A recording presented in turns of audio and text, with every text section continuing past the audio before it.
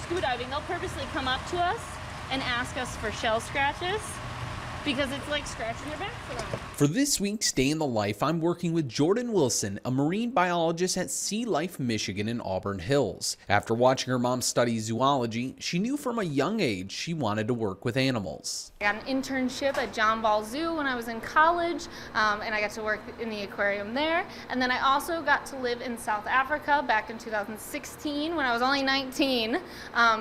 And I got to work with 26 other future marine biologists, getting to work with the great white sharks out there. It's safe to say that Jordyn was the perfect person to show me Michigan's largest aquarium. Her day starts off by getting food ready for the animals, where every meal is designed to meet their nutritional needs. So like our shrimp, we cut off the heads and the tails.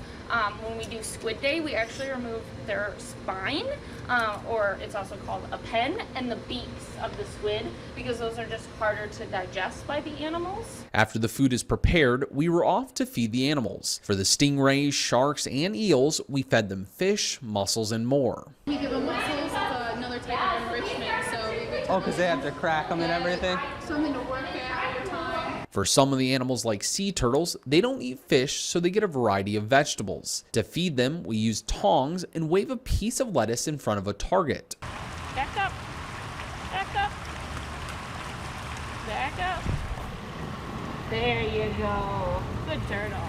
Meet Benson and Carr, who are both over 20 years old but are still considered teenagers. They both were rescued after being hit by a boat and got a condition called bubble butt. It causes their shells to fill with this permanent gas that makes their back ends more buoyant. So some sea turtles that have this condition out in the wild, they will get trapped at the surface and they'll try to swim down, and they can't because they're like a buoy, and they'll get tired, they'll drown, or they'll become easier prey for animals like tiger sharks. Due to that condition, the turtles cannot be released into the wild. But don't worry for Benson and Carr, because they're living their life to the fullest. You'll see that they have these two patches on the back of their shells. Those are actually lead weights. We add those lead weights because it will even out the sea turtles and allow them to swim like a normal sea turtle. So now our sea turtles here in our big ocean tank, they are able to sink and sleep on the bottom, which is what they love to do. Now every Sea Life across the country does conservation projects. Here in Auburn Hills, they're working on two. The first has to do with coral reefs and how to protect them from stony coral tissue loss disease, which can bleach and kill the animal. Scientists are trying to figure out what the cause and the spread is,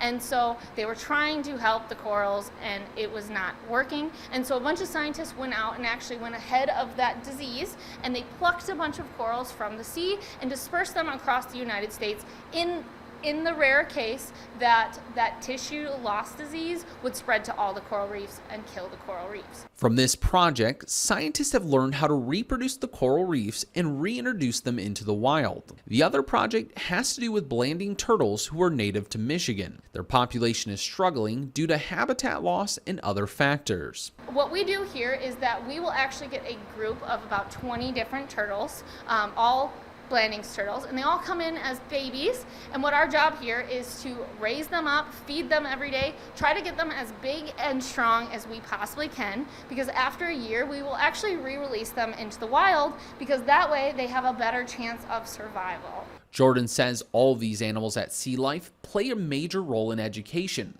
where kids can not just learn about them, but see how they act firsthand. Even if they don't want to grow up and become a marine biologist, talking to them, showing them how cool and how interesting these animals are is a way to help further the generations and want them to actually respect and want to protect our oceans. Now I only scratched the surface of all the things you can do at Sea Life, but don't worry, we have plans for another episode with Jordyn. If you'd like to check out Michigan's largest aquarium, Sea Life is located inside of the Great Lakes Crossing Mall. In Auburn Hills, Kyle Makin, Mid-Michigan Now.